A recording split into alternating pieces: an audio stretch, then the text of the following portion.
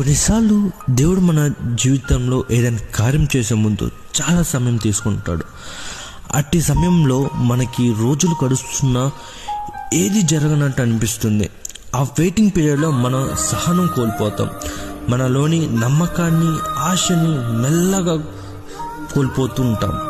కానీ ఒక్కటి గుర్తుపెట్టుకో, బైబిల్లోని పెద్ద పెద్ద భక్తులు కూడా ఇలాంటి నిరీక్షణ దాటి వచ్చిన వారు.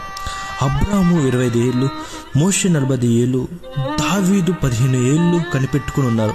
అలాగ మనం చూసుకుంటే ఇశ్రాయేలీలు ఐగుప్తులో సుమారు 430 సంవత్సరాలు బానిసత్వంలో జీవించారు.